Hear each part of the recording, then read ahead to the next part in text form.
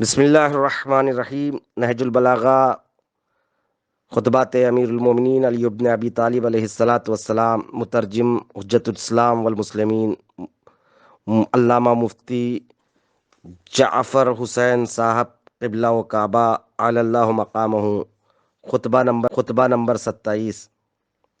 مولا بعد از حمد و ثنا فرماتے ہیں، اما بعد، جہاد جنت کے دروازوں میں سے ایک دروازہ ہے جسے اللہ نے اپنے خاص دوستوں کے لیے کھولا ہے۔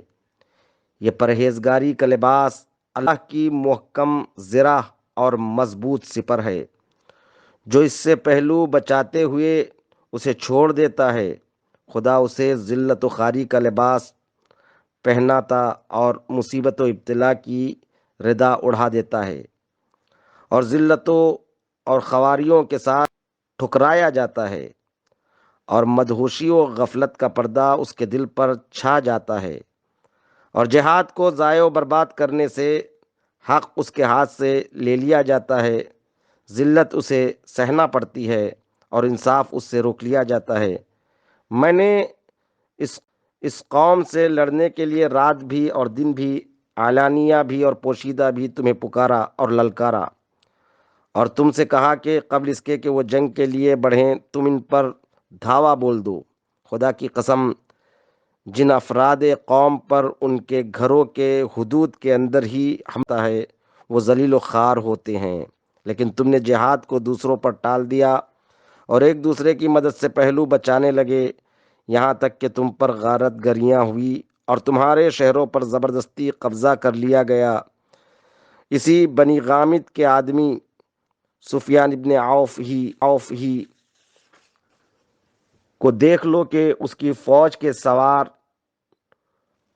شہر انبار کے اندر پہنچ گئے اور حسان ابن حسان بکری کو قتل کر دیا، اور تمہارے محافظ سواروں کو سرحدوں سے ہٹا دیا۔ اور مجھے تو یہ اطلاع ہے کہ اس جماعت کا ایک آدمی مسلمان اور ذمی عورتوں کے گھروں میں گھس جاتا ہے اور ان کے پیروں کے کڑے، ہاتھوں سے کنگن اور گلوبن اور گوشوارے اتار لیتا ہے، اور ان کے پاس اس سے حفاظت کا کوئی ذریعہ نظر نہ آتا تھا سوائے اس کے کہ انا للہ و انا الیہ راجعون کہتے ہوئے صبر سے کام لے، یا خوش آمدی کریں، اس سے رحم کی التجا کرے۔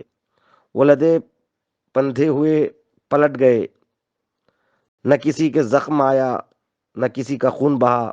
اب اگر کوئی مسلمان ان سانحات کے بعد رنج و ملال سے مر جائے تو اسے ملامت نہیں کی جا سکتی، بلکہ میرے نزدیک ایسا ہی ہونا چاہیے۔ العجب ثم العجب، خدا کی قسم، ان لوگوں کا باطل پر یکجا ہو جانا اور تمہاری جمعیت کا حق سے منتشر ہو جانا دل کو مردہ کر دیتا ہے اور رنج و اندوہ بڑھا دیتا ہے۔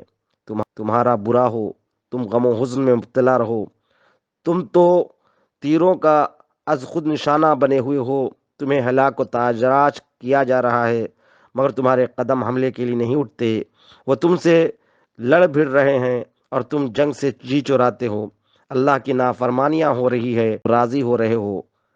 اگر گرمیوں میں تمہیں ان کی طرف بڑھنے کے لیے کہتا ہوں تو تم یہ کہتے ہو کہ انتہائی شدت کی گرمی کا زمانہ ہے، اتنی مہلت دیجئے کہ گرمی کا زور ٹوٹ جائے۔ اور اگر سردیوں میں چلنے کے لیے کہتا ہوں تو تم یہ کہتے ہو کہ کڑاکے کا جاڑا پڑ رہا ہے، اتنا ٹھہر جائیے کہ سردیاں ختم ہو جائے۔ یہ سب سردی اور گرمی سے بچنے کے لیے باتیں ہیں۔ تم سردی اور گرمی سے اس طرح بھاگتے ہو تو پھر خدا کی قسم تم تلواروں کو دیکھ کر اس سے کہیں زیادہ بھاگو گے۔ اے مردوں کی شکل و صورت والے نامردو، تمہاری عقلیں بچوں کی سی اور تمہاری سمجھ حجلہ نشین عورتوں کی مانند ہے۔ میں تو یہی چاہتا تھا کہ نہ تم کو دیکھتا نہ تم سے جان پہچان ہوتی، ایسی شناسائی جو ندامت کا سبب بنے اور رنج و اندوہ کا باعث بنے۔ اللہ تمہیں مارے، تم نے میرے دل کو پیپ سے بھر دیا ہے اور میرے سینوں کو غیظ و غضب سے چھلکا دیا ہے۔ تم نے مجھے غم و حزن کے جرعے پیدر پہ پلائے، نافرمانی کر کے میری تدبیر اور رائے کو تباہ کر دیا، یہاں تک کہ قریش کہنے لگے علی تو مرد شجاع ہے لیکن جنگ کے طور طریقوں سے واقف نہیں۔